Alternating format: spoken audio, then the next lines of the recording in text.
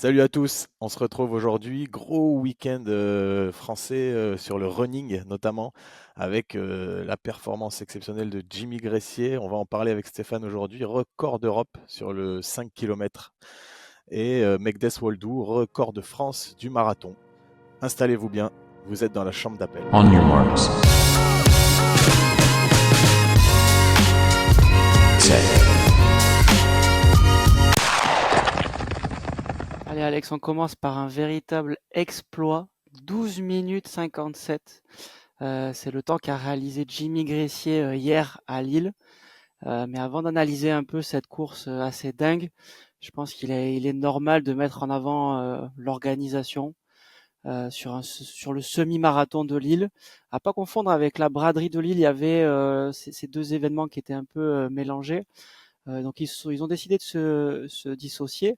Le semi-marathon de Lille, c'est 18 000 coureurs inscrits sur 3 courses. Donc il y a un semi, un 10 km et un 5 km. Et ce 5 km, on va s'attarder un peu plus dessus.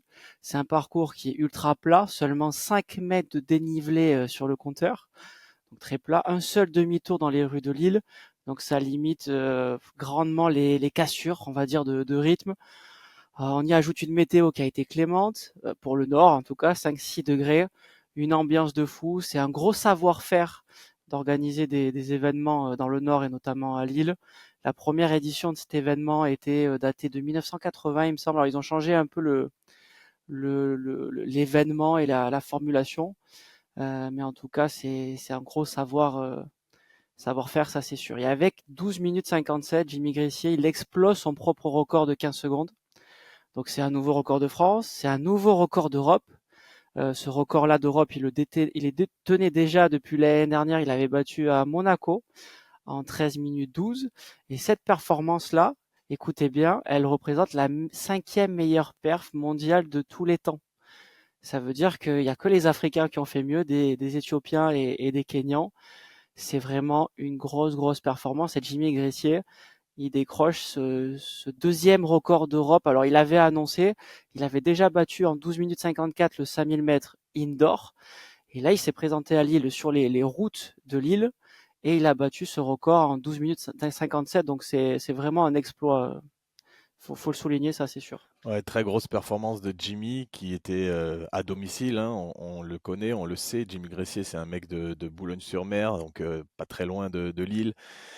On sait que c'était une course qui était montée pour lui, ce 5 km. Il avait annoncé qu'il voulait faire le record d'Europe. Il l'a fait. Et c'était pas une promenade de santé pour dire bonjour à ses camarades. Là, c'est les gens du coin. Non, non, il a tracé dans la rue, dans les rues de Lille.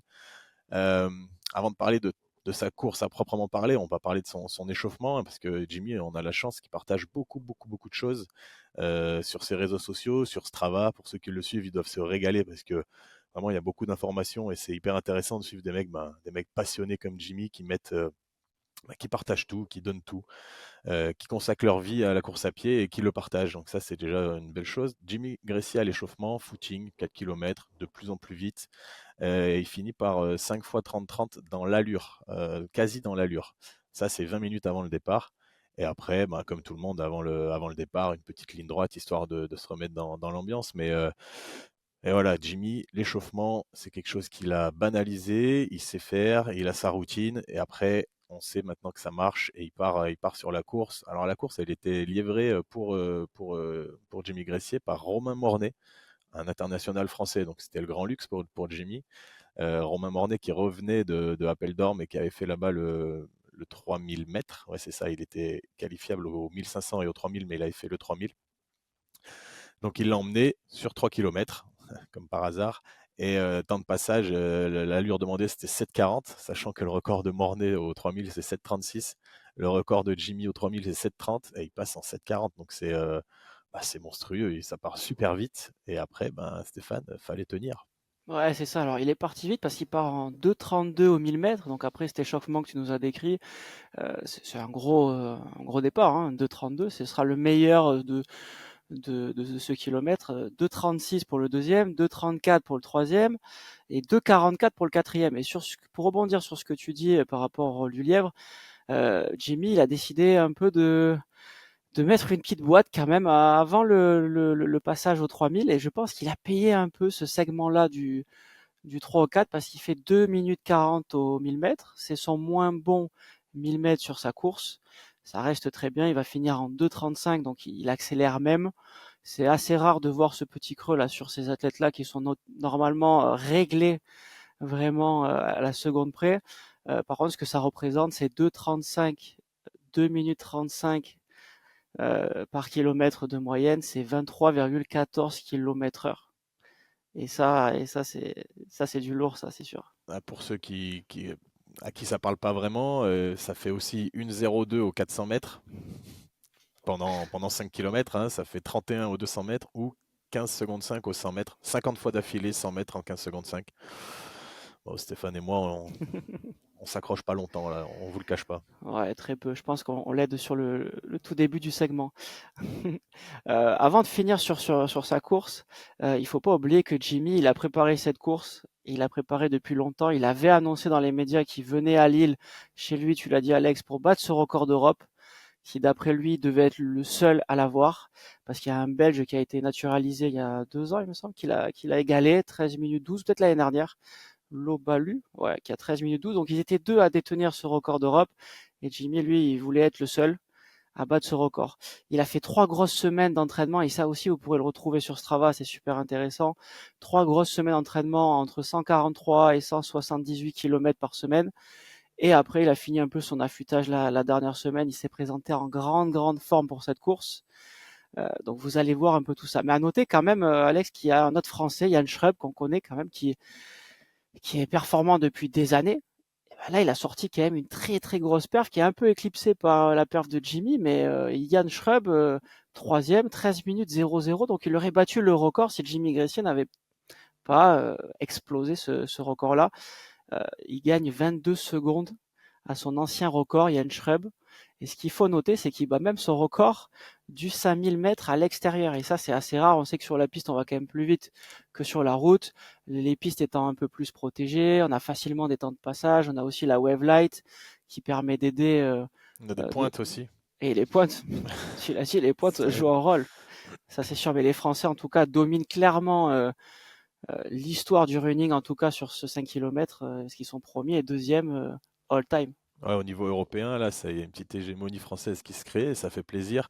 Après, moi, il y a un truc, donc Yann Schrub exceptionnel en plus de ça, parce que bah, c'est un mec qui fait médecine, qui consacre beaucoup de temps bah, à ses études également, en parallèle de la course à pied, et on sait à quel point bah, l'entraînement de la course à pied, il est chronophage, il est énergivore, et donc grand respect à Yann Schrub, qui est un athlète exceptionnel. Pour moi, c'est deux athlètes vraiment exceptionnels, Schrub et Gressier, avec deux philosophies de vie et de façons de s'entraîner très différentes, mais qui permettent de faire des grosses performances quand même, les deux. Donc c'est super cool de voir ça au niveau français. Mais il y a un truc moi que j'adore chez Jimmy Gressier, c'est que bah, il annonce des performances, il est capable de se focaliser sur un objectif, de ne pas s'éparpiller. Et ça, je pense que c'est aussi grâce à l'encadrement qu'il a avec son entraîneur Adrien Taoudji. Ils ont fait le choix de partir aux États-Unis cet hiver. Ils sont allés chercher les records de France du 3000 et du 5000. Ils les ont obtenus, même record d'Europe sur le 5000. Donc monstrueux. Euh, il décide de ne pas faire les Europes de cross pour justement faire cette tournée américaine. Là, il décide de ne pas faire les Europes en salle pour aussi bah, préparer cet événement et faire le record d'Europe. Et ça réussit, ça marche, ça fonctionne. Donc la planification, elle est exceptionnelle. L'encadrement, il est exceptionnel. L'athlète, il est exceptionnel. Tout est exceptionnel, ça fait vraiment plaisir à Tout est voir. exceptionnel, Alex. Non, t'as bien raison de le souligner. Il y a quelque chose aussi d'exceptionnel, on peut reprendre sur ce mot-là, c'est qu'il y a un secret qui a l'air vachement bien gardé, en tout cas chez Decathlon. Il y a un prototype de la marque Kiprun, donc de chez Decathlon. Jimmy Gressier a couru pour la première fois, d'après ce qu'on sait, avec ce modèle-là hier. Et franchement, ça a marché de fou. Donc, on va aussi se poser la question de ce modèle-là. Je pense que les 18 000 coureurs qui vont revoir un peu les courses, etc., les spectateurs vont regarder un peu ce modèle-là et vont peut-être vouloir l'acheter aussi. Ça va faire un buzz monumental sur Decathlon. Pour rappel, quand même, il avait couru en Nike sur ses dernières courses indoor dont tu as parlé à Boston. Et là, il a décidé de porter Kiprun. Donc on va attendre de voir un peu la nouvelle technologie, ce que c'est. Mais les gains, à mon avis, sont assez faux, même si la qualité de Jimmy lui va lui permettre forcément de courir dans ces eaux-là. Bah ouais, Mais mais on l'avait vu de toute façon que sur le running, les courses sur route qui prennent, ils étaient déjà au niveau des Nike, Adidas, Asics, On, ils étaient déjà au niveau. C'est sur la piste qui sont sur les pointes qui sont encore un tout petit peu en retrait. Ils prennent le temps de développer justement avec Jimmy, je pense, une chaussure spécialisée qui risque de faire mal s'ils arrivent à tout mettre bout à bout et à faire le même modèle que ce qu'ils ont sur la route, mais sur la piste. Donc à suivre. En tout cas, Jimmy, on le retrouvera sur les championnats d'Europe de running qui sont en Belgique, à Bruxelles, là, le 12 et 13 avril prochain. Donc c'est bientôt. Il va faire le semi-marathon là-bas. Donc en fait, il se sera bien préparé sur 3000, 5000 tout cet hiver. Il aura fait un peu de vitesse. J'imagine qu'en parallèle, il a fait son foncier. Et alors attention parce que ça sera sa troisième expérience sur le semi-marathon après un record en 59,46 en 2023. Et là c'est pareil, il y a du record d'Europe, du record de France qui peuvent être en danger. Le record d'Europe, c'est le record de France du franco-suisse Julien Vanders en 59,13. Donc pour l'instant, Jimmy, il est à plus de 30 secondes, mais avec les progrès qu'il a pu faire cet hiver, je pense que ce record de France et d'Europe va être en danger à nouveau. Et par contre, attention au Suédois Almgren, ce Suédois, ce prodige, comme l'appelle Stéphane. C'est le Suédois qui a piqué le record d'Europe du 10 km route de Daginos, qui lui-même l'avait piqué à Gressier. Donc il a fait 26,53 sur le 10 km route. Ça, c'est monstrueux. Donc à voir ce que ça va donner, ce duel Gressier-Almgren, France-Suède sur le semi-marathon des championnats d'Europe de running à Bruxelles. je pense que les deux vont battre le record d'Europe, donc ce sera une course incroyable à suivre. Et après, alors ça, c'est une étape pour Jimmy. Il a annoncé, il veut finir un peu son printemps, on va dire, sur route. Par contre, l'été, s'il continue sur cette grande forme qu'il a depuis cet hiver, franchement, il va affoler tous les chronos. Et alors, il y a le record d'Europe qu'il faut avoir en tête sur piste, donc à l'extérieur, détenu par Mohamed Katir en 12 minutes 45. Mais quand on fait un peu le comparatif des athlètes qui ont couru comme Jimmy Gressier, les Africains dans les mêmes temps que lui, sur 5 et sur 10K, je pense que ce record de 12,45 peut être battu par Jimmy Gressier. Alors il y a quand même un point d'interrogation, ce sera la participation de Jacob Ingebrigtsen, évidemment, qui pourrait lui aussi le battre. Il y a ce Suédois aussi, tu en as parlé, Almgren, qui est très bon sur la vitesse aussi. Je pense que lors des championnats du monde à Tokyo en septembre prochain, on va avoir tombé de sacrés records d'Europe et peut-être mieux parce que ils sont vraiment au-dessus les Européens sur ça. Donc hâte de voir en tout cas ce que ça va nous donner sur la suite. Ouais. Ouais, tu l'as dit, Mohamed Katir, l'Espagnol, 12,45, ça paraît maintenant accessible alors que c'est une perf folle, hein. Moins de 13 minutes, c'était monstrueux pour un Français, c'était quasiment du jamais vu. Maintenant, on commence à parler à des chronos sous les 12,50. Imaginez des chronos comme ça.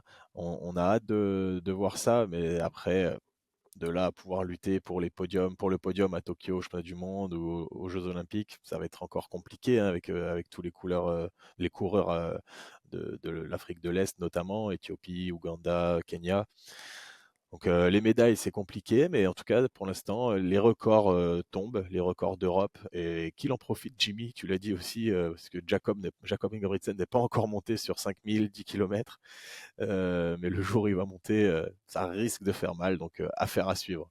Ça c'est sûr. On a parlé de cet exploit, on va parler d'un autre exploit quand même, de la française Megdes Walku, ouais qu'on dit, record de France du marathon en 2h23 et 13 secondes. Au marathon de Barcelone. Donc c'est un très gros marathon. On parle souvent des organisations espagnoles qui sont de plus en plus réputées. Il y a beaucoup d'Africains qui viennent en Espagne pour battre leur record. 27 000 coureurs sur un marathon européen.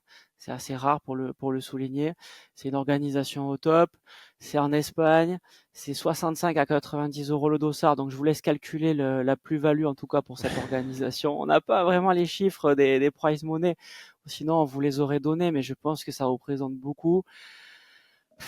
Ben franchement, notre française, elle a pas déçu. Elle bat son record d'une minute, pardon, d'une minute pile, et elle bat le record de France de 25 secondes que Manon Trapp avait, elle, battu également en Espagne il y a 3 semaines à Séville. Donc c'est un gros record qui confirme, à mon avis, une progression pour elle, qui avait battu le record de France du semi-marathon il y a 2 ans en 1h08.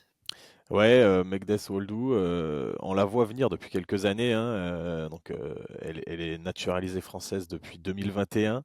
C'est une Érythréenne à la base, qui vit en France par contre depuis 2013, qui est licenciée en tout cas en France depuis 2013, qui s'entraîne avec Thierry Chauffin, l'ancien entraîneur de René Lamotte notamment, à Fontainebleau, et entraîneur actuel de plusieurs demi-fondeurs de haut niveau comme Louis Gilavert, je crois, qui était au championnat d'Europe dernièrement, qui a entraîné Florian Carvalho, un grand monsieur du demi-fond en France. Euh, donc Megdes Woldou, on l'attendait, elle progresse petit à petit. Elle avait peur un petit peu de monter sur marathon. Elle était très performante sur 10 km, 5 km en début de carrière. Elle avait un peu peur de monter sur marathon. Elle avait dit dans les médias il y a quelques années. Et là, ça y est, elle a passé le cap. C'est son quatrième marathon. Donc elle a encore peu d'expérience, elle est amenée à progresser.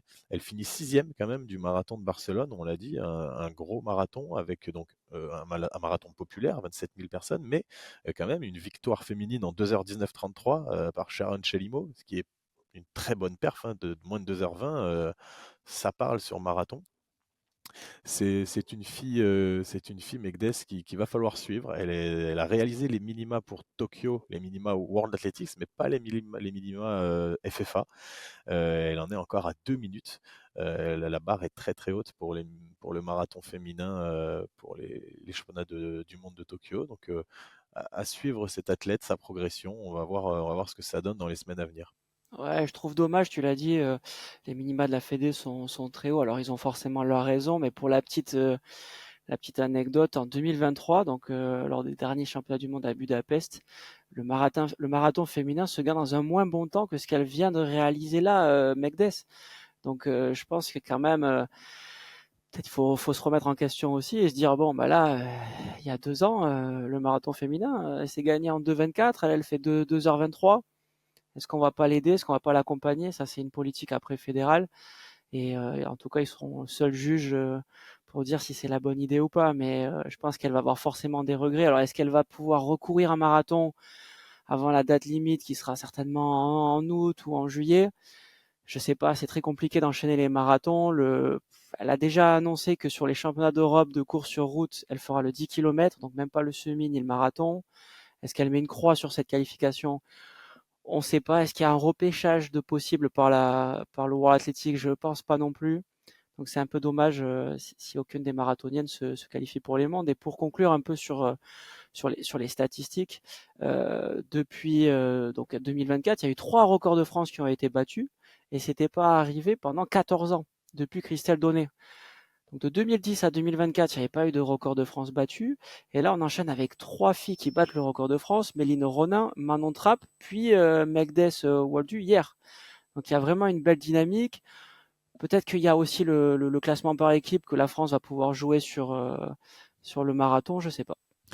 Ouais, c'est vrai qu'on peut se poser la question de ces minima FFA. Après, voilà, c'est une politique fédérale, c'est annoncé, c'est écrit, donc il faut composer avec. Mais on peut aussi se dire que bah, Waldu, par exemple, elle avait fini 20e des JO de Paris, ce qui est loin d'être ridicule, hein. Après,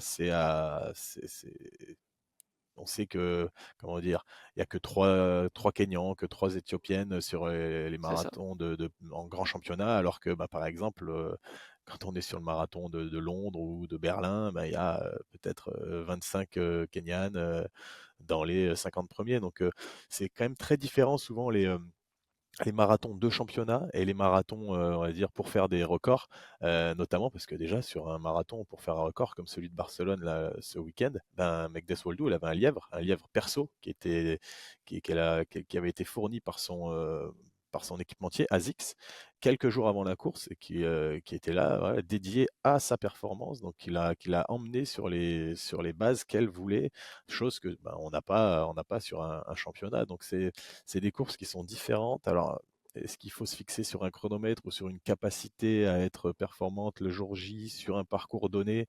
Pareil, le marathon des JO de Paris, il était un peu vallonné. Il y avait peut-être certains profils qui étaient plus à même de faire une performance que d'autres sur ce marathon-là. Donc, peut-être qu'il y a une réflexion à avoir autour des minima et de ces minima-là et de la façon de sélectionner sur ces disciplines-là.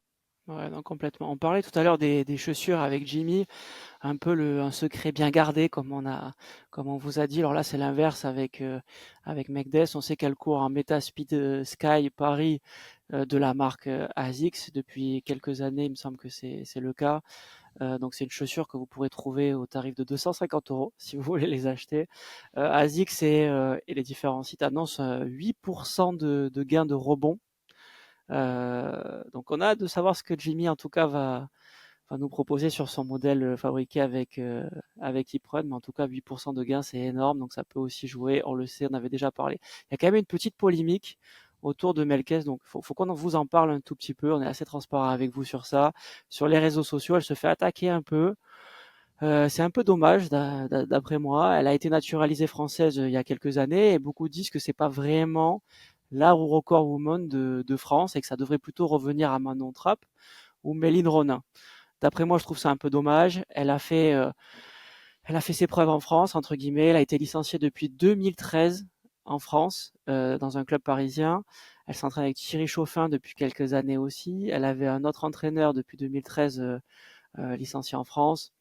Je trouve un peu dommage qu'il y ait cette polémique maintenant, alors qu'on devrait souligner plutôt la performance. Elle est reconnue par l'État comme française, donc je pense que c'est un peu dommage. Bah oui, c'est sûr. C'est même pas, elle est reconnue par l'État comme française. Elle est C'est française, tout, ouais. point barre. La naturalisation, c'est une procédure officielle. C'est l'État qui décide. Et maintenant, elle est française. Elle court pour la France. Elle représente fièrement la France. Elle est fière d'être française en plus de ça. Ça, c'est un débat qui n'a pas lieu d'être, selon moi, et c'est quand même dommage d'être encore à ces jugements de valeur sur les nationalités des gens. Ouais, non, je suis d'accord avec toi. En tout cas, pour retenir deux exploits quand même français, le record d'Europe de Jimmy Gressier sur 5 km, la grosse performance aussi de Yann Schrub, 13,00. Jimmy Gressier, quant à lui, a réalisé 12 minutes 57 et la française Mektes Ouoldu, record de France du marathon. Donc une super dynamique en tout cas pour l'équipe de France de running.